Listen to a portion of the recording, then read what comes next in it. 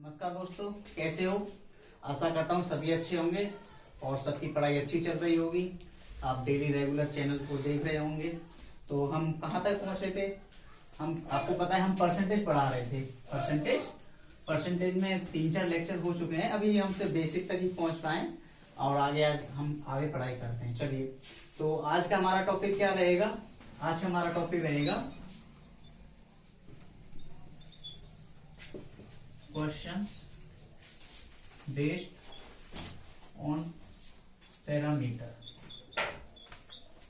Question based on parameter. Question based on parameter मतलब parameter, इसके बाद आपके रहेंगे क्वेश्चन बेस्ड ऑन एरिया और after that question based on बोले तो वॉल्यूम। ठीक, तो देखो होता क्या है क्वेश्चन बेस्ड ऑन पैरामीटर। ठीक, तो पैरामीटर क्या होता है? पैरामीटर जानते हैं? परिमाप। पैरामीटर बोले तो परिमाप। मान लीजिए ये आपका एक स्क्वायर है। क्या है आपका? स्क्वायर। स्क्वायर तो जानते होंगे ना आप सब लोग। स्क्वायर क्या होता है? स्क्वायर वो है, मतलब इसको हिंदी में बोलते हैं वर्ग। वो है आकृति जिसकी चारों भुजाएं कैसी हो? समान हो, स्क्वायर होता है। मान लीजिए इसकी एक साइड है ए, इसकी एक साइड है ए, तो इसका पैरामीटर क्या होगा? अगर इसकी साइड ए है तो इसका पैरामीटर होगा 4 इंटू ए, यानी कि 4a। पैरामीटर क्या होता है? सिंपली परिमाप। परिमाप बोले तो चारों भुजाओं की लंबाई। ये ए, ये भी ए, ये भी ए, तो ये भी ए। 1 2 3 4 तो देखिए क्वेश्चन कैसे आते हैं। तो पहला थोड़ा क्वेश्चन देख लेते हैं, उसके बाद आपको समझेंगे। चलिए, तो मैं एक क्वेश्चन लिख देता हूं।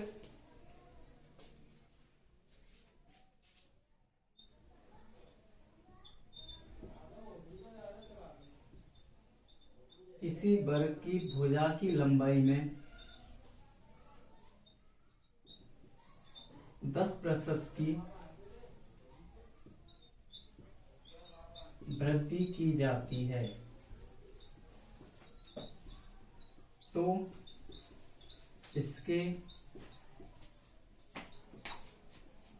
परिमाप व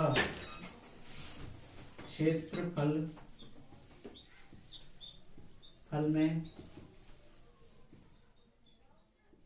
कितने प्रतिशत का परिवर्तन होगा? सवाल समझ में आया? नोट डाउन कर लो, चाहे तो आप स्क्रीनशॉट ले सकते हैं। ठीक है, देखो अब इस टाइप के सवाल होते हैं।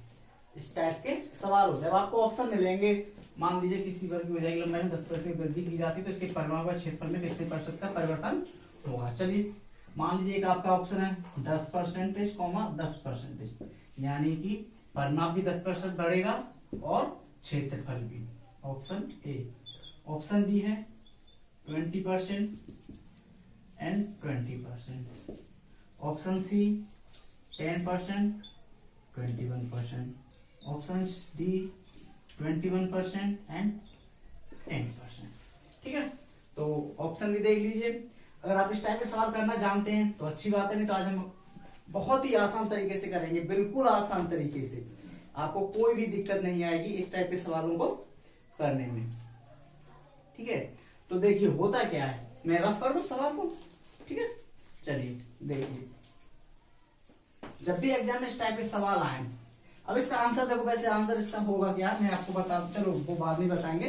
तो देखिए मैं ये रफ कर दे रहा हूं। ठीक है, पहले हम कुछ समझ लेते हैं।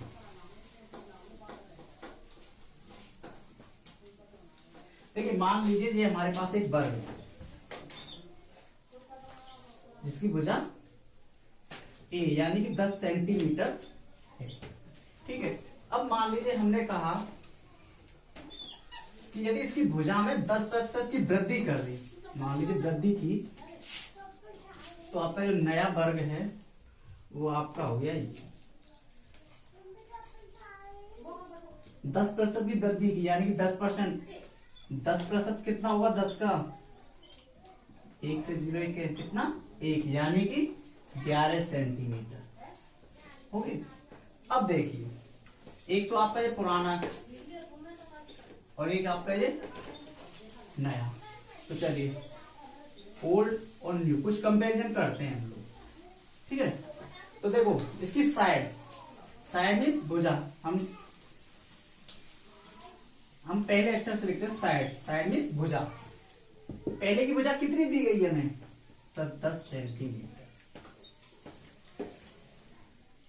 साइड हो गई, ठीक है। पैरामीटर कितना होगा इसका, पैरामीटर मैंने बताया था ना क्या होता है, 4 टाइम्स ऑफ स्क्वायर, वो 4 टाइम्स ऑफ साइड, ठीक है। तो कितना हो जाएगा 40 सेंटीमीटर, ठीक है।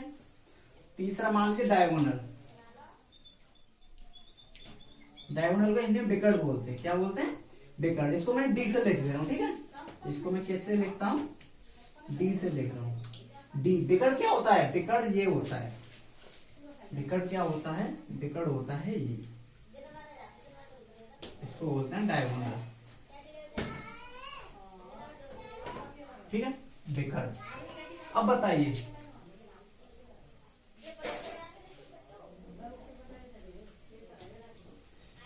ये आपको पता है ये क्या बन रहा है,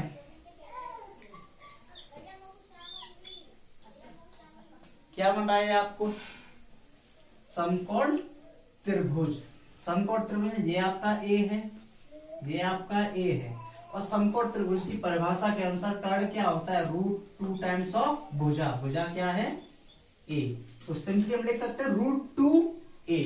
अगर निकालना नहीं आता तो पाइथागोरस थ्योरम कहती है कर्ण का वर्ग बराबर लंब का वर्ग प्लस आधार का वर्ग। लंब कितना है ए का स्क्वायर, आधार कितना है, सॉरी लंब कितना है ए स्क्वायर प्लस आधार कितना है, आधार भी ए है, ए स्क्वायर कितना हो गया 2a स्क्वायर, कर्ण का वर्ग। तो कर्ण कितना हो जाएगा आपका, कर्ण हो जाएगा √2 टाइम्स ऑफ ए, इसका होल स्क्वायर लेंगे तो अंडर रूट से ए स्क्वायर से बाहर आ जाएगा √2। तो समझ में आया ये कितना हो जाएगा √2a। तो बिकट कितना हो गया √2a, ए की वैल्यू कितनी है 10, तो 10√2 सेंटीमीटर। अगला एरिया, एरिया क्या होता है, स्क्वायर का एरिया क्या होता है, यानी कि वर्ग का क्षेत्रफल क्या होता है, बताइए बच्चों वर्ग का क्षेत्रफल क्या होता है, ये रफ कर दो। चलिए वर्ग का क्षेत्रफल जानते हैं, वर्ग का क्षेत्रफल क्या होता है सर, वर्ग का क्षेत्रफल होता है भुजा का स्क्वायर, यानी कि भुजा का वर्ग। भुजा आपकी कितनी है सर 10 का स्क्वायर कितना हो जाएगा सर 100। तो एरिया आपका कितना हो गया 100 सेंटीमीटर स्क्वायर। अब आप पूछेगा स्क्वायर क्यों आया, क्योंकि देखो भुजा गुणा भुजा, भुजा स्क्वायर होता है 10 सेंटीमीटर गुणा 10 सेंटीमीटर, 10 और 10 100 और centimetre into centimetre, centimetre square, ये इसकी यूनिट होती है, यानी कि इकाई मात्रा इसको बोल सकते हैं, ठीक है। चलो अब ये समझ में आ गया यहां तक, चलिए ठीक है।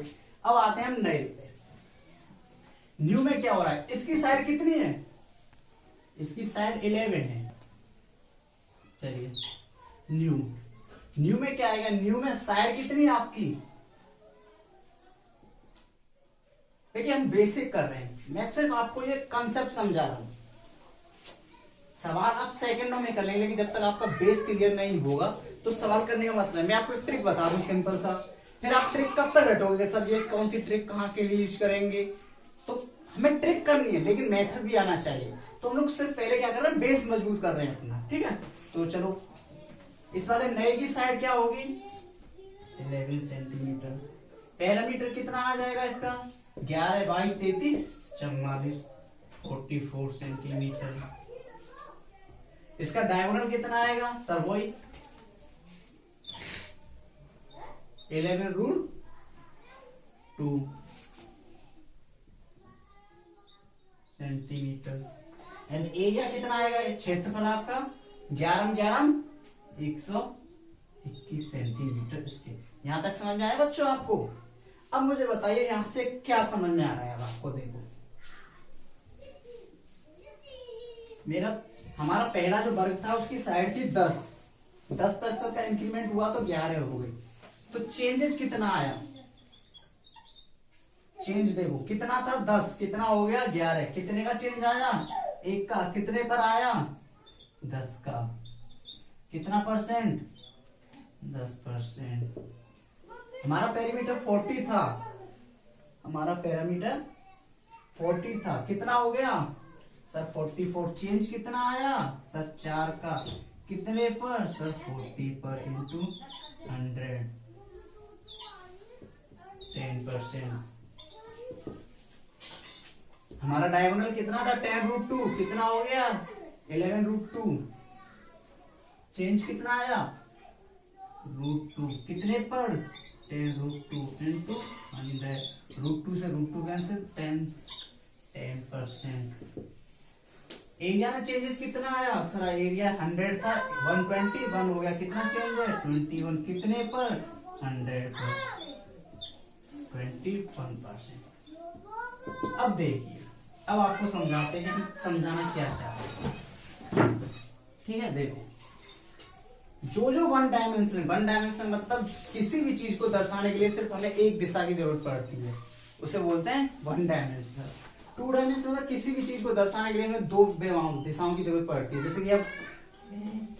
जैसे कि मानिए मेरे पास ये बुक है। ये बुक कैसी है?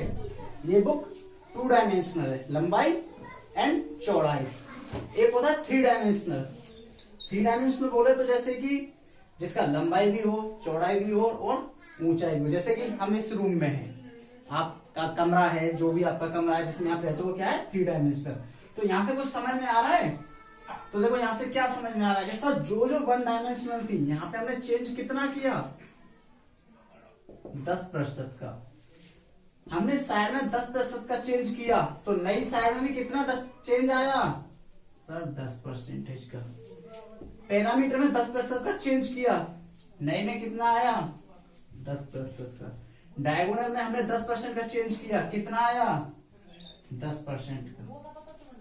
ठीक है, सिर्फ एरिया में कितने का आया है? 21%। यानी कि अगर कोई भी चीज 1 डायमेंशनल है तो जो भी 1 डायमेंशनल से जितनी भी चीजें रिलेटेड होंगी, जैसे कि देखिए 1 डायमेंशनल साइड, तो उसमें उतना ही चेंजेस आएगा जितना कि हमने उसकी वैल्यू में किया है। तो हमने कितना किया था? 10%। तो चेंज कितना आया? 1 डायमेंशनल है सेंटीमीटर, 10%। पेरीमीटर भी 1 डायमेंशनल है, कितना आया? 10%। डायगोनल भी कितना है? 1 डायमेंशनल, कितना आया? 10%।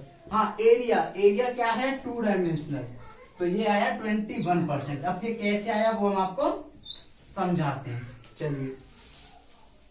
ठीक है, देखो इसको करने के 2 तरीके।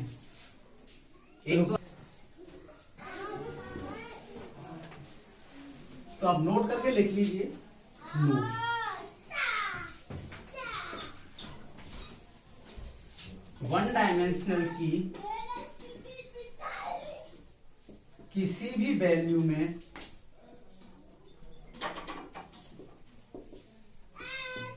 यदि a% का परिवर्तन किया जाता है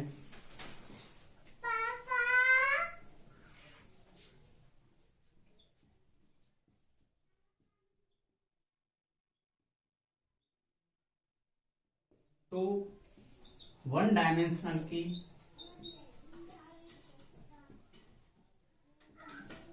सभी मानों में a% का परिवर्तन होगा। तो अब मुझे बताइए, जो सवाल था, मैंने सवाल में पूछा था, यदि साइड को 10% से बढ़ाया जाता है, साइड को 10% से बढ़ाया जाता है, तो पेरीमीटर यानी परिमाप में कितने प्रतिशत की वृद्धि होगी? साइड कितना है? 1 डायमेंशनल, परिमाप कितना है? 1 डायमेंशनल, 10% की वृद्धि। तो क्या हम सॉल्व करेंगे परिमाप के लिए? बिल्कुल नहीं सर, डायरेक्ट आंसर 10%। समझ में आ रहा है? हमें सॉल्व करने की जरूरत पड़ेगी क्या? बिल्कुल नहीं, सिर्फ हमें पता है कि ये 1 डायमेंशनल है, ये भी 1 डायमेंशनल है, तो डायरेक्ट कितना लगाएंगे? 10%। मैं पूछूं उसी सवाल में कि उसके विकर्ण में क्या परिवर्तन आएगा? सर 10%। विकर्ण का हमें निकालने की जरूरत है क्या? बिल्कुल नहीं सर। क्यों? सर 1 डायमेंशनल भुजा है, तो 1 डायमेंशन की जितनी भी वैल्यू होंगी वो सभी उतने से ही चेंजेज होंगी जितने की उसमें पहले से चेंज किया गया है। तो समझ में आया?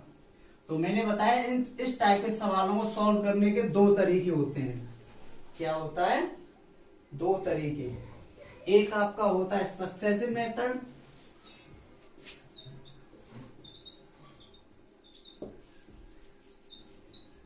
And another one is ratio method. काफी देर से आप सुन रहे होंगे सक्सेसिव एंड रेशियो मेथड। देखो सक्सेसिव क्या होता है, हम सक्सेसिव कब लगाते हैं? सक्सेसिव का मतलब होता है यदि कोई भी मान यदि पहले बढ़ रहा है या घट रहा है, तो उसी बढ़े हुए या घटे हुए मान को फिर से बढ़ाया या घटाया जाए तो उसमें हम लगाएंगे सक्सेसिव। मान लीजिए आप पढ़ रहे हो, बहुत अच्छी तरीके से पढ़ रहे हो, घर वाले आपसे खुश हैं, घर वालों ने कहा बच्चा पढ़ रहा है, मेहनत कर रहा है, तो आपकी पॉकेट मनी पहले उन्होंने 10% बढ़ा दी। फिर आपके घर वालों ने लगा कि बच्चा और मेहनत कर रहा है, तो उन्होंने 10% और बढ़ा दी, तो तब हम क्या लगाएंगे? सक्सेसिव। तो ये बताइए, आपके पहले पॉकेट मनी 100 रुपीज थी, कितनी थी? 100 रुपीज। आपसे खुश होकर घर वालों ने 10% बढ़ा दिए, तो कितनी हो गई? 100 का 10% कितना होगा? 110। आपने और अच्छे से मेहनत की, बहुत अच्छे तरीके से पढ़ाई की, तो आपके घर वालों ने और खुश होके और बढ़ा दिया, तो क्या ओवरऑल 20% चेंज आएगा? 10 ये बताइए, आपकी पॉकेट मनी में फाइनल कितना चेंजेज आएगा? 20% आएगा क्या? 10% आपका पहले बढ़ाया, उसके बाद 10% फिर से बढ़ाया, कितना आएगा? 20%? नहीं, गलत। कितना आएगा? ये क्या कह रहा है कि जो 100 पर जो बढ़ा था उसी बढ़े हुए मान पर आपको फिर से बढ़ाया गया है, तो 110 का 10% कितना होता है? सर 11। तो 110 प्लस 11 कितने हो गए? सर 121। तो आपका ओवरऑल पॉकेट मनी कितना बढ़ा? 21%। तो समझ में आ रहा है 21 कैसे आया? चलिए मान लीजिए, तो यहाँ पे क्या लगा? यहाँ पे आप लगाओगे सक्सेसिव, यानी कि आपकी वैल्यू बढ़ी, फिर उससे बढ़े हुए मान में फिर से बढ़ा। मान लीजिए आपने पढ़ाई बिल्कुल बंद कर दी, पढ़ नहीं रहे, आपके घर वालों को गुस्सा आया, उन्होंने कहा पॉकेट मनी 10% कम कर दी। क्या किया उन्होंने? 10% कम कर दी। आपने फिर भी मेहनत नहीं की, आप फिर भी वही निकम्मापन दिखा रहे हो, पढ़ रहे नहीं हो, तो आपके घर वालों ने फिर से गुस्सा हो गया, 10% और कम कर दी। तो ये बताइए मुझे, आपकी ओवरऑल पॉकेट मनी में कितना परसेंटेज कमी आई? 10 और 10 20%। बताइए, 20% कमी आई? बताइए कितनी आई? चलो कमेंट करो, आंसर कमेंट करो, कितनी आई? 20%। ये भी गलत। कितनी आई? 10%। 100 का 10%? 90। 90 का फिर से 10%? 9। तो 9 गए तो 81। तो ओवरऑल कितना परसेंटेज की कमी आई? सर 19% की कमी आई। तो इसमें हम क्या लगा सकते हैं? सर इसमें भी सक्सेसिव लगा सकते हैं। चलिए मान लीजिए किसी गांव की जनसंख्या, किसी शहर की जनसंख्या पहले 10% बढ़ी, अगली बार फिर 10% बढ़ी, अगली बार 10% कम हुई, तो क्या कर सकते हैं हम? इसमें सक्सेसिव लगाएंगे। तो सक्सेसिव कब लगाना है तो आप समझिए, सक्सेसिव कब लगाना है?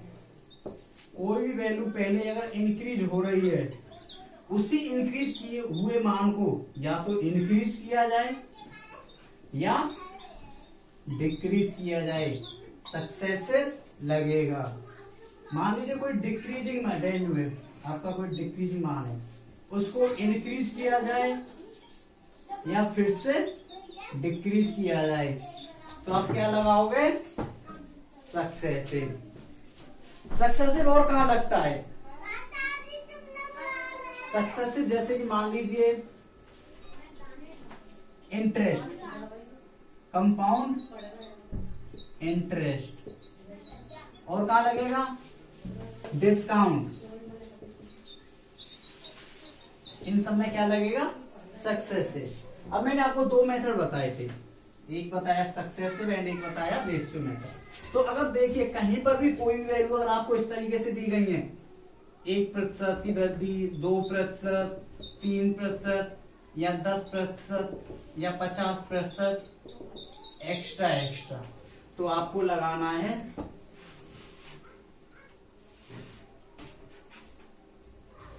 Successive method. लेकिन वहीं पर आपको वैल्यू दी गई है 16 से 2/3%, 11 से 1/9%, 12 से 1/2%, 9 से 1/11%। तब आपको क्या लगाना है? तब आप लगाओगे रेशियो मेथड। ठीक है, तब आप क्या लगाओगे? Ratio method. देखिए सक्सेसिव का एक और शॉर्ट ट्रिक भी है। अगर दो वैल्यू दी हो, जैसे कि जो अभी सवाल कराया था मैंने, मान लीजिए किसी की पॉकेट मनी 100 रुपीज है। कितनी है? 100 रुपीज। उसने पहले 10% का इंक्रीज किया, फिर उसने फिर से 10% का इंक्रीमेंट किया। तो इसको ऐसे ना करके 110 और फिर इसका 110 का 121, ऐसे ना करके इसका एक फॉर्मूला होता है a plus B plus A B upon 100। तो a का वैल्यू कितना है? 10, b का वैल्यू कितना है? 10 प्लस 10 इंटू 10 डिवाइडेड बाई 100। ये आपका हो गया 1। 10 10 20 प्लस 121%। आ रहा है आपका 21%, क्योंकि 100 से 121 गई तो कितना चेंज आया? 21% का। ठीक है, समझ में आ रहा है? ये रफ कर दो।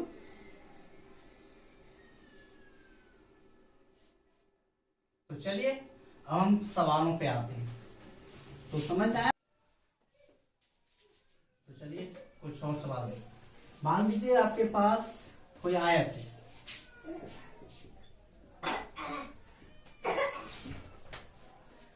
उसकी लंबाई में 10% की वृद्धि की गई है और उसकी चौड़ाई में 20% की वृद्धि की गई है।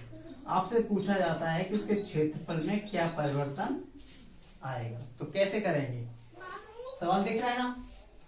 ठीक है, तो देखिए मैंने आपको क्या बताया था, फॉर्मूला क्या बताया था एरिया के लिए?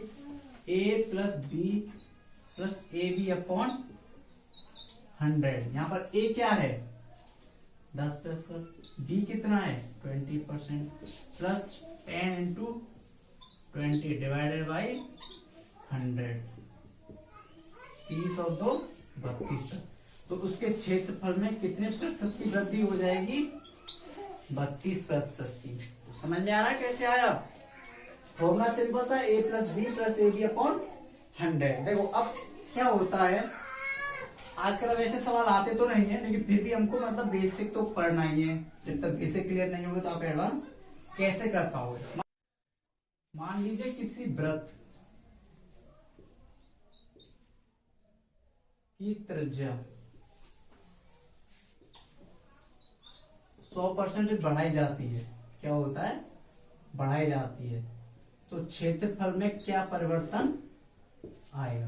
तो कैसे करेंगे? देखिए वृत्त का क्षेत्रफल क्या होता है? सभी को पता होगा, पाई आर स्क्वायर। पाई क्या है यहाँ पर? कांस्टेंट। पाई क्या है? कांस्टेंट। तो ये कितने डायमेंशनल हो गया? 2 डायमेंशनल, यानी कि r इंटू आर 2 डायमेंशनल हुआ। 2 डायमेंशनल मैंने क्या बताया था? a plus B plus A B upon 100। कितने परसेंटेज है? 100% plus 100 into 100 divided by 100। 100 cancel, 100 plus 100 plus 100 कितना हो गया? 300% की वृद्धि हो जाएगी। समझ में आया? कोई दिक्कत? चलिए,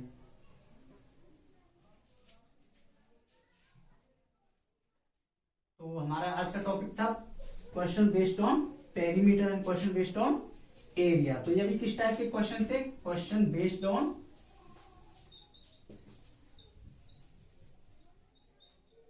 एरिया। मान लीजिए किसी वर्ग का क्षेत्रफल, मान लीजिए भुजा, किसी वर्ग की भुजा की लंबाई 10% से बढ़ाई जाती है। जो पहला सवाल था ना, पहला सवाल था जो सबसे पहले कराया था, भुजा की लंबाई 10% से बढ़ाई जाती है, तो उसमें एक ऑप्शन था विकर्ण। विकर्ण व क्षेत्रफल पर क्या फर्क पड़ेगा? तो मैंने आपको क्या बताया, विकर्ण क्या है? 1 डायमेंशनल, तो इसका आंसर 10%। क्षेत्रफल क्या है? 2 डायमेंशनल। 2 डायमेंशनल के क्या फॉर्मूला है? a plus B into A B upon 100। a की वैल्यू 10 प्लस b की वैल्यू भी 10 प्लस 10 इंटू 10 डिवाइडेड बाई 100 21%। यानी कि क्षेत्रफल में कितने परसेंटेज की वृद्धि आएगी? 21% की। ठीक है, समझ में आया? चलिए रफ कर देता हूँ। तो चलिए आज के लिए इतना ही। तो देखिए, ये अभी मैंने आपको एक फॉर्मूला समझाया, a plus B plus A B upon 100। तो देखो, इसको मतलब सवालों को और भी आसान तरीके से कैसे किया जा सकता है। जैसे कि मान लीजिए आपको 2 वैल्यू दी गई है, कोई भी वैल्यू है, ठीक है, मैं ये रफ कर देता हूँ, इधर लिख देता हूँ। a प्लस बी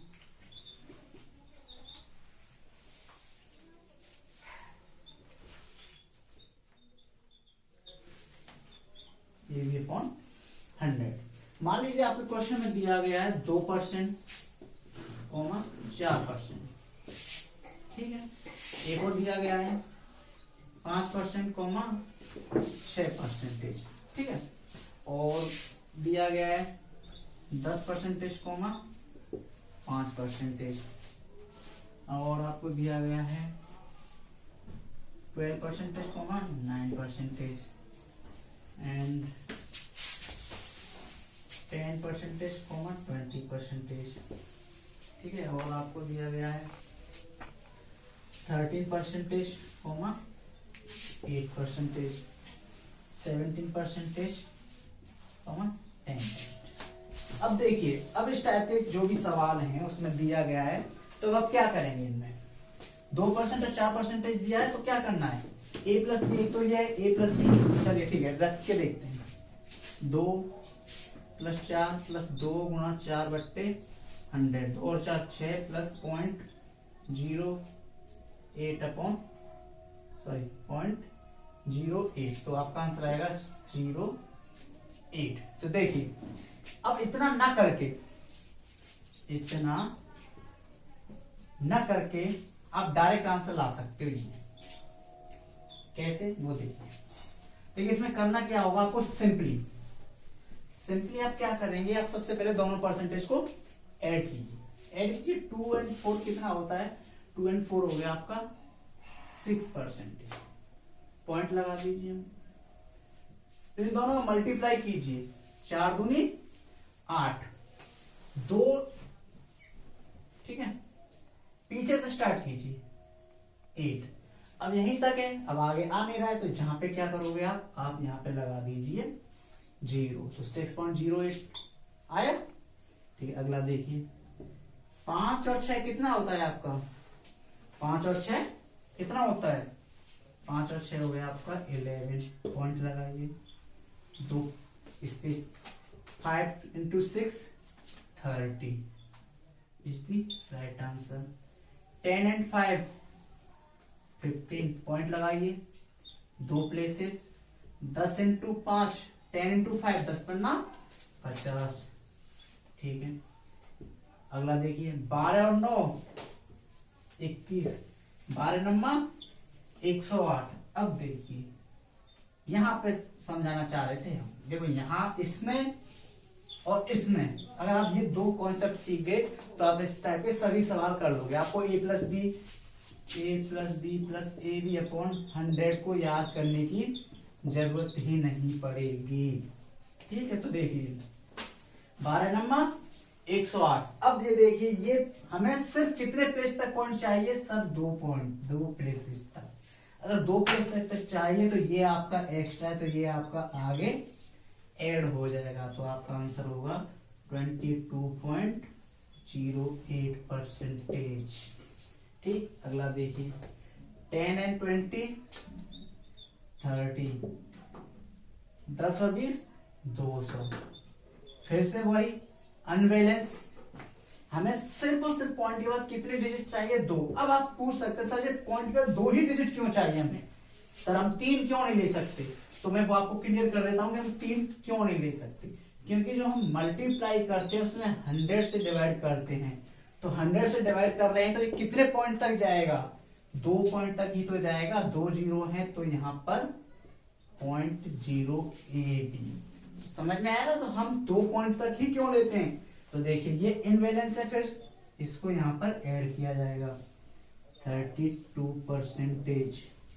अगला देखिए 13 और 8 21, 8 24, 8 13 104। फिर से वो इनबैलेंस है, ये यहाँ आएगा 22.04%। 17 और 10 27, 17 दाढ़े 170। फिर से यही यहाँ आएगा 28.7% इज दी राइट आंसर। तो समझ में आ रहा है बच्चों? इस टाइप के सवाल अब कर लोगे नहीं कर लोगे? अब a plus B plus A B upon 100 की जरूरत पड़ेगी? मुझे लगता है अब तो बिल्कुल नहीं पढ़नी चाहिए। ठीक है, तो चलिए आगे बढ़ते हैं।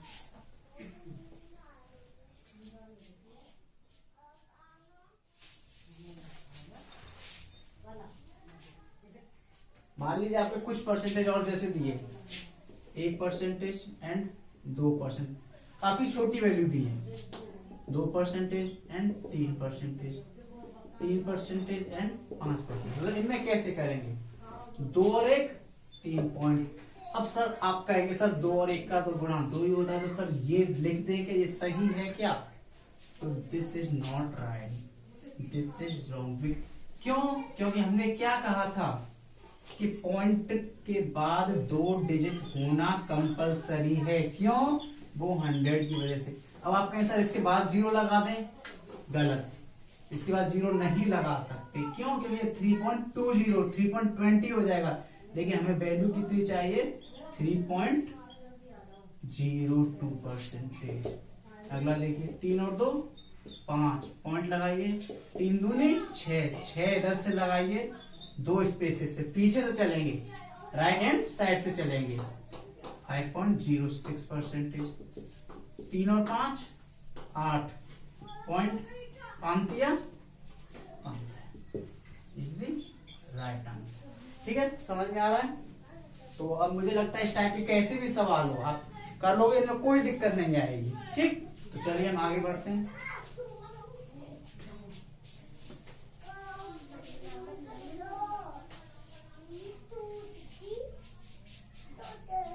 आज हमारे हुए क्वेश्चन बेस्ड ऑन पैरामीटर पे बता दिया, एरिया पर बता दिया, वॉल्यूम का चलो हम आपको अगली क्लास में बताएंगे। ठीक है, तो जैसे कि अभी मैंने बताया था कोई भी 1 डायमेंशनल चीज है तो उसमें जितने परसेंटेज का भी चेंज किया जाएगा, तो जितने भी 1 डायमेंशनल वृत्त की त्रिज्या 100% बढ़ाई जाती है। क्या होता है? बढ़ाई जाती है। तो क्षेत्रफल में क्या परिवर्तन आएगा? तो कैसे करेंगे? देखिए वृत्त का क्षेत्रफल क्या होता है सभी को पता होगा, पाई आर स्क्वायर। पाई क्या है यहाँ पर? कांस्टेंट। पाई क्या है? कांस्टेंट। तो ये कितने डायमेंशनल हो गया? 2 डायमेंशनल, यानी कि r इंटू आर 2 डायमेंशनल हुआ। 2 डायमेंशनल मैंने क्या बताया था? a plus B plus A B upon 100। कितने परसेंटेज है? 100%। Plus 100 into 100 divided by 100, 100 cancel, 100 plus 100 plus 100 कितना हो गया, 300% की वृद्धि हो जाएगी। समझ में आया, कोई दिक्कत? चलिए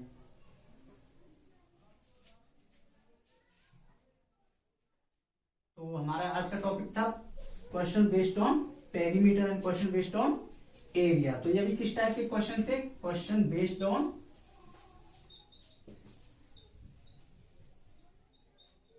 एरिया। मान लीजिए किसी वर्ग का क्षेत्रफल, मान लीजिए भुजा, किसी वर्ग की भुजा की लंबाई 10% से बढ़ाई जाती है। जो पहला सवाल था ना, पहला सवाल था जो सबसे पहले कराया था, भुजा की लंबाई 10% से बढ़ाई जाती है, तो उसमें एक ऑप्शन था विकर्ण। विकर्ण व क्षेत्रफल पर क्या फर्क पड़ेगा। तो मैंने आपको क्या बताया, विकर्ण क्या है, 1 डायमेंशनल, तो इसका आंसर 10%। क्षेत्रफल क्या है, 2 डायमेंशनल, 2 डायमेंशनल के क्या फॉर्मूला है, a plus B into A B upon 100। a की वैल्यू 10 प्लस b की वैल्यू भी 10 प्लस 10 इंटू 10 डिवाइडेड बाई 100, 21%, यानी कि क्षेत्रफल में कितने परसेंटेज की वृद्धि आएगी, 21% की। ठीक है, समझ में आया? चलिए रफ कर देता हूँ। तो चलिए आज के लिए इतना ही, कल फिर मिलते हैं इसी समय इसी टाइम। तो अगला टॉपिक हमारा होगा क्वेश्चन बेस्ड ऑन वॉल्यूम। और अब हम यहां से आगे थोड़े एडवांस टाइम में बढ़ेंगे। आशा करता हूं आप सभी को समझ में आ रहा होगा, और जितना हो सके अपने दोस्तों के साथ जुड़िए, दोस्तों को भी लाइए, चैनल को सब्सक्राइब कीजिए और लाइक कीजिए, कमेंट कीजिए। कोई भी परेशानी है, कोई भी आपकी क्वेरी है, कुछ किसी भी टाइप की, एसएससी एग्जाम से रिलेटेड या बैंकिंग एग्जाम से रिलेटेड कोई भी आपकी क्वेरी है, सिलेबस या कट ऑफ या जो भी है आपका, आप अपनी क्वेरी हमें बताइए, आपका समाधान जरूर किया जाएगा। अभी एक स्टूडेंट पूछ रहा था कि सर आपकी पीडीएफ कहाँ मिलेंगी। तो देखिए अभी तो मतलब क्लासेस चल रही है, पीडीएफ नोट आपको प्रोवाइड करा दिए जाएंगे, लिंक दे दी जाएगी डिस्क्रिप्शन में। तो चलिए मिलते हैं, नमस्कार।